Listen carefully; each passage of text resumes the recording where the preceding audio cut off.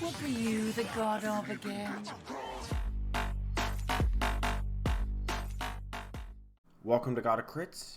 I'm Eric, and this is the first installment to Homebrew Hunting. Today we're going to be looking at the homebrew creations I have created. First on the list is the Force User class. I made this with Griffin, who's also in the Rhyme of Frost Maiden campaign with me. So go check those videos out if you want. So this class is very unique in the way you gain abilities. It is based off of the Force users from the Star Wars franchise. You can play as a Jedi, Grey Jedi, or Sith. If you don't know what Star Wars is, this class might not be for you, but it is very versatile in combat, so a lot of different forms and stuff like that. If you do know Star Wars, I think this class would be a very good, very interesting to play because of the ties we bring in to the actual Star Wars universe. If you enjoy Star Wars, my brother has a Star Wars fan club on Facebook that I will link in the description. Also, he has a YouTube channel that I have been on pretty frequently, so go check that out as well. Link in the description. Now, back to the class. So the Force User class is someone who is very highly attuned to being attuned to the Force. So this is similar to a monk with key points, but instead of using fists and quarterstaff, you use things called energized weapons. And the energized weapons are a substitute for lightsabers. It's a decently tanky class with light and medium armor proficiencies and a 1d10 hit dice. So you can use this class as your party's frontliner, possibly a secondary tank. They are also decent damage dealers and are very versatile in combat. Like in the Star Wars franchise, there are 7 lightsaber forms, and in here they're called energized weapon forms or combat forms. And each one of these helps you in one situation or another. When you're against one single enemy, or maybe when you're against multiple, when you're against ranged enemies. Now for the subclasses, I've said it earlier, there's Jedi, Sith, and Grey Jedi. The Jedi is more of your frontline tank support, like a Paladin would be. The Sith is more of a hard-hitting barbarian type who does a lot of damage and can really intimidate the enemies. And the Grey Jedi is someone who maybe sits up front, maybe sits in the back, but is very supportive. I think of them a lot like a cleric in the way they help allies out in different situations in combat. Now on to the second class today. I made this with my brother Ryan, who is the DM in the Rhyme of Frost Maiden campaign. This class, Soul Weaver, is based on the character Thresh from the League of Legends video game. I came to Ryan with this idea because I thought it would be a very unique way to play as a D&D character. So they are decently tanky, about as much as a fighter is, so they are pretty high up there in the ranks of how tanky they are. The Soul Weaver collects souls in their lantern or jar or whatever they're holding, whatever they're attuned to, and then unleashes those souls in battle to damage the enemies more, help allies out, a bunch of different things you can do with the souls. The subclass is called your Lantern Light, and you choose that first level. It really shapes your path of a D&D character. There's Light of the Purged, which you are on a mission to just get rid of every soul that has wandered the lands.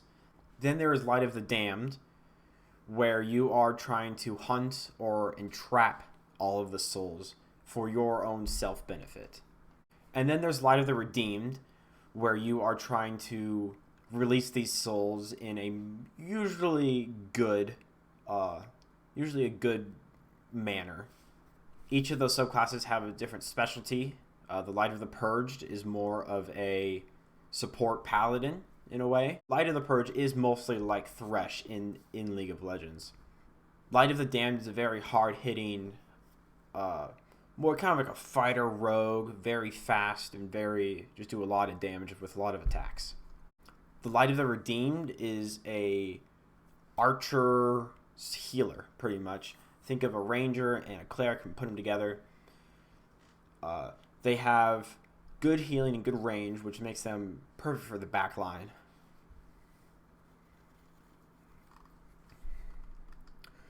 We also added a homebrew background to this class that we have at the very bottom. I know this isn't usual, but we felt it fit very well with the class. It's called Soul Tracker, and it's pretty much what it sounds like. For your background, you track souls, and there's this kind of secret society of soul trackers that you are a part of and that your DM can use and implement into your games. The next homebrew content is the Dictator.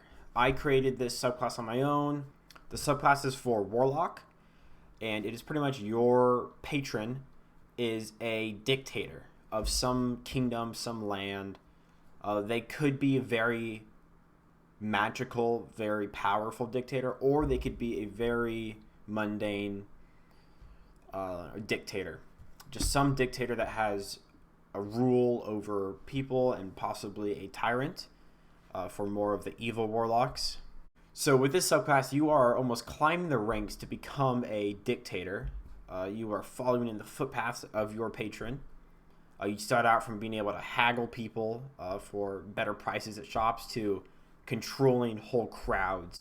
For the last item on this list, we have Bank Robber. This was my first homebrew creation. I almost made it 2 years ago, and it is a background for anyone who wants to be a thief but more specialized in bank robbing.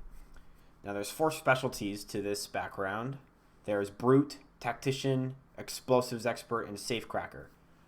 I like this background because I feel like you can fit that into any class that you choose. Barbarian Brute or Explosives Expert Rogue, Safecracker Wizard. I feel like there's a lot of options with this background. And this background specializes in infiltrating a high security area and quickly getting whatever gems, loot that you're in there for, and then getting out. I made this subclass for a character especially for a character I was using at the time. He was a goblin demolitionist, and I was the explosives expert. That was my specialty that I chose. And I felt that fit very well with kind of the aesthetic of the campaign, and having those 4 specialties and everything else around it, it really gives your DM a good sense of what you did and what if you had teammates, what your teammates and partners would do as well, and kind of how you would operate. Alright, that'll do it for my first video of homebrew hunting. Thanks for sticking around, and I'll see you in the next one.